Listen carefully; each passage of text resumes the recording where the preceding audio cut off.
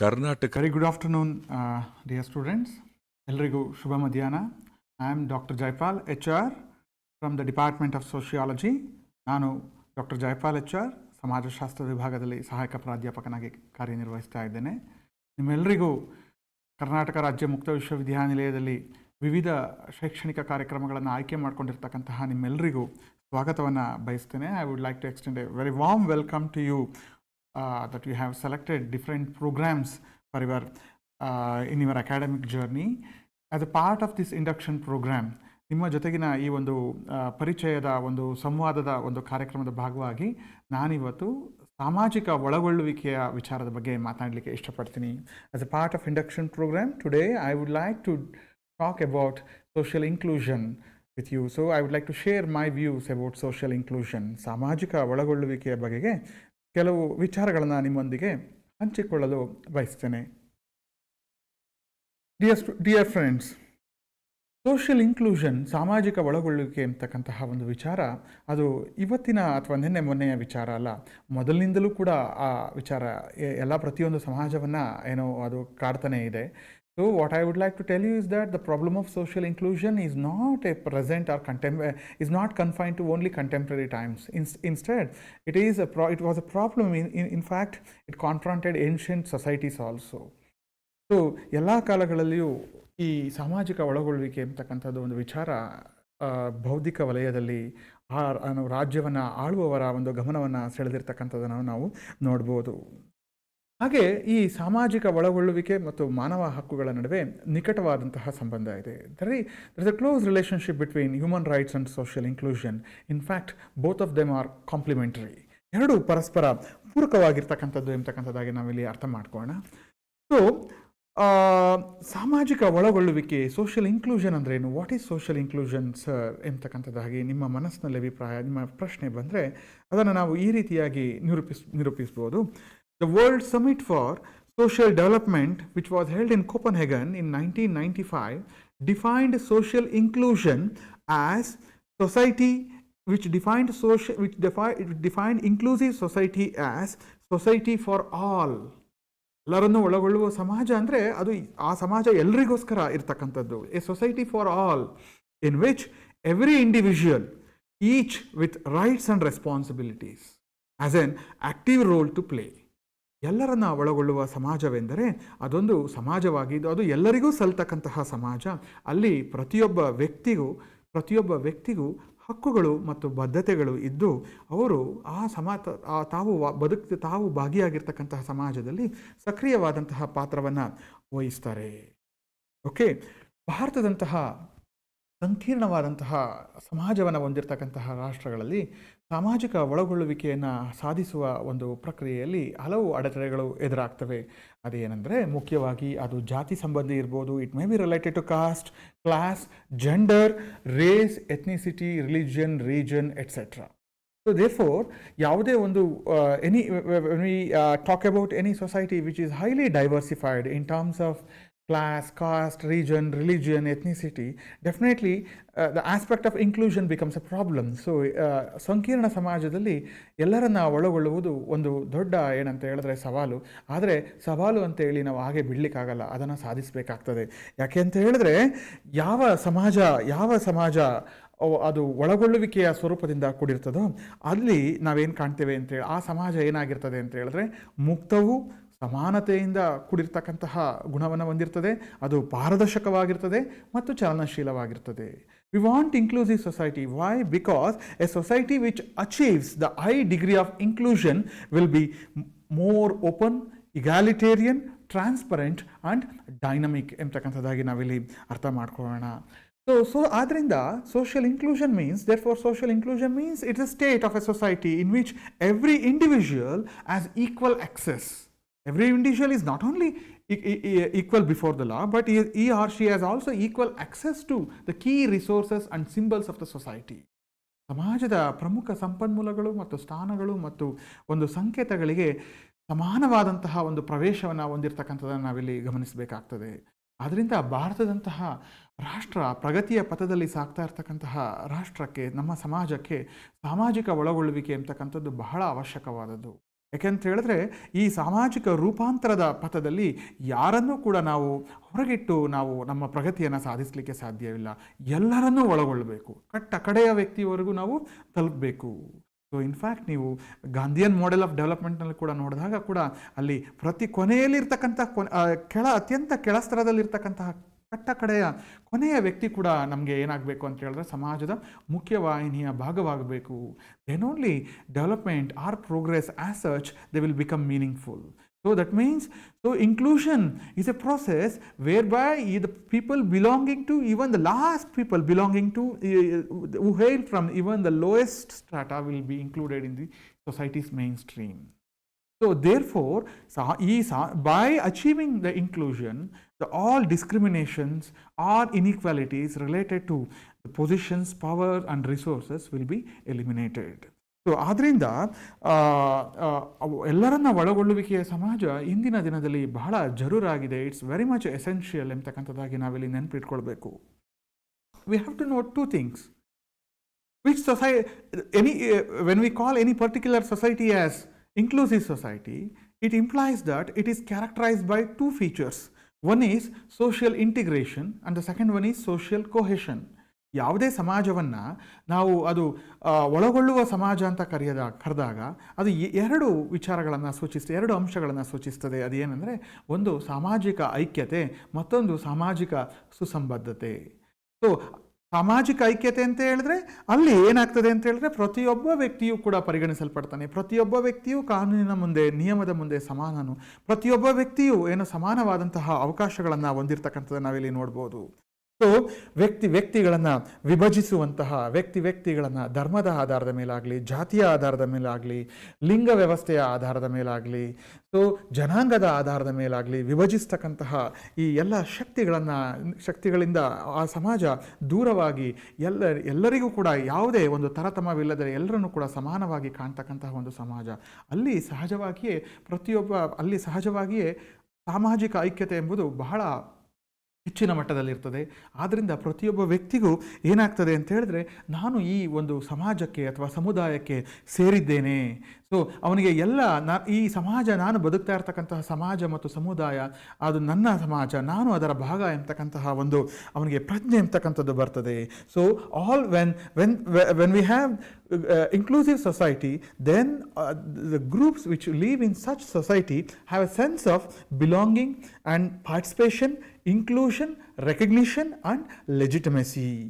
So ಆಗ ಸಹಜವಾಗಿ ಅಂಥ ಸಮಾಜದಲ್ಲಿ ಯಾವುದೇ ಒಂದು ರಾಜಕೀಯ ವ್ಯವಸ್ಥೆಯು ಕೂಡ ನ್ಯಾಯಸಮ್ಮತಿಕೆ, what we call in English as legitimacy. So there will be legitimacy so ಇರ್ತಕ್ಕಂಥದ್ದು ನಾವು ನೋಡ್ಬೋದು.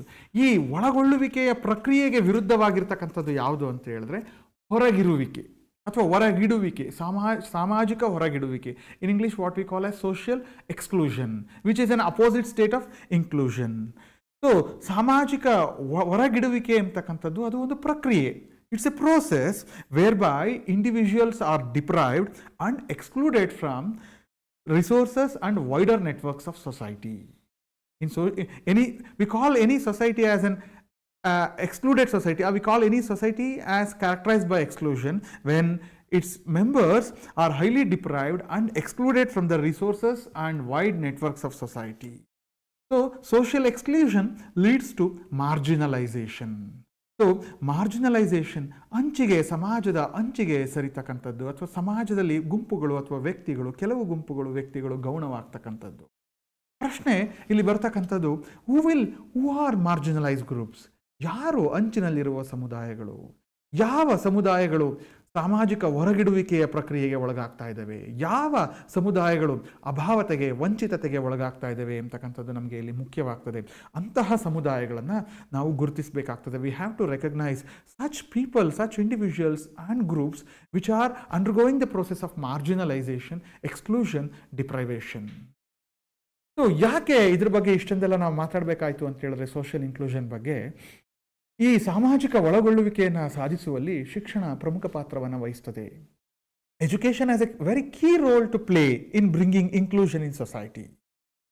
Because in complex societies like Indian society, which is highly stratified in terms of caste, class, tribe, religion, region, ethnicity, languages, Definitely, education has the potential to bring inclusion. It has a potential to bring people together. It can integrate people. How? Because any educated individual will have different or changed consciousness, perceptions, values, and belief system, which will greatly change the society or the community on the path of progress. ಶಿಕ್ಷಣವನ್ನು ಪಡೆದುಕೊಂಡಂತಹ ವ್ಯಕ್ತಿ ಅವನ ಅರಿವಿನಲ್ಲಿ, ಅವನ ಸಂವೇದನೆಯಲ್ಲಿ, ಅವನ ಮೌಲ್ಯದಲ್ಲಿ, ನಂಬಿಕೆಗಳಲ್ಲಿ ಅವನು ಬದಲಾವಣೆಗೆ ಒಳಗಾಗ್ತಾನೆ. So ವ್ಯಕ್ತಿ ಆಲೋಚಿಸ್ತಕ್ಕಂಥ ರೀತಿ ಬದಲಾಗ್ತದೆ, ವ್ಯಕ್ತಿಯ ಪ್ರಜ್ಞೆ ಬದಲಾಗ್ತದೆ, ಅವನ ಸಂವೇದನೆಗಳು ಬದಲಾಗ್ತದೆ, ಅವನ ನಂಬಿಕೆಗಳು ಬದಲಾಗ್ತದೆ. ಇದರಿಂದ ಅವನು ಸುಶಿಕ್ಷಿತ ವ್ಯಕ್ತಿ, ಶಿಕ್ಷಣವನ್ನು ಪಡೆದಂತಹ ವ್ಯಕ್ತಿ ತನ್ನ ಜೊತೆಗಿನ ಫೆಲೋ ಹ್ಯೂಮನ್ಸ್, ತನ್ನ ಜೊತೆಗಿನ ಇತರ ವ್ಯಕ್ತಿಗಳ ಜೊತೆಗೆ, ತಾನು ವಾಸಿಸ್ತಕ್ಕಂತಹ ಸಮುದಾಯದೊಟ್ಟಿಗೆ, ತಾನು ಬಂದಿಯಾಗಿರ್ತಕ್ಕಂತಹ ಸಮಾಜದೊಟ್ಟಿಗೆ, ತಾನು ಇರ್ತಕ್ಕಂತಹ ಒಂದು ರಾಷ್ಟ್ರ ಪ್ರಭುತ್ವದಲ್ಲಿರ್ತಕ್ಕಂತಹ ಒಂದೊಂದಿಗೆ ಅವನ ಒಂದು ಭಾವನೆಗಳು, ಅವನ ಒಂದು ಸಂವೇದನೆಗಳು ಬದಲಾಗ್ತದೆ. ಇದರಿಂದ ವ್ಯಕ್ತಿ ಹೆಚ್ಚು ಸೂಕ್ಷ್ಮನು, ಹೆಚ್ಚು ಅರಿವುಳ್ಳವನು, ಹೆಚ್ಚು ಅನುಭೂತಿಯುಳ್ಳವನು, ಹೆಚ್ಚು ಕರುಣೆಯುಳ್ಳವನು ಆಗ್ತಾನೆ. So once individual gets good education, he becomes more conscious.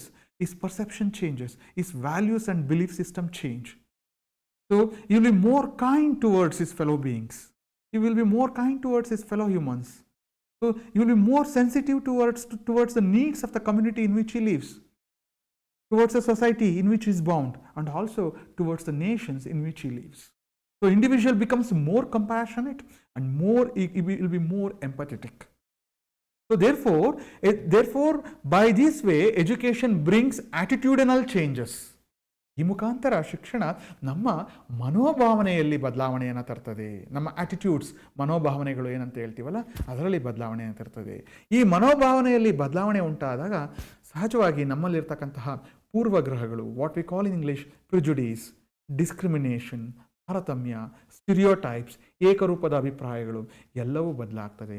ಆಗ ನಾವು ನಮ್ಮ ಸುತ್ತಲಿನ ಜನರನ್ನು, ನಮ್ಮ ವೈವಿಧ್ಯಮಯವಾದಂತಹ ಸಂಸ್ಕೃತಿಯನ್ನು, ನನ್ನದಲ್ಲದ ಸಂಸ್ಕೃತಿಯನ್ನು, ನನ್ನದಲ್ಲದ ಧರ್ಮವನ್ನು, ನನ್ನದಲ್ಲದ ಆಚರಣೆಗಳ ಬಗ್ಗೆ ನಾನು ಗೌರವವನ್ನು, ಸಹಿಷ್ಣುತೆಯನ್ನು ಪಡೆದುಕೊಳ್ತೀನಿ.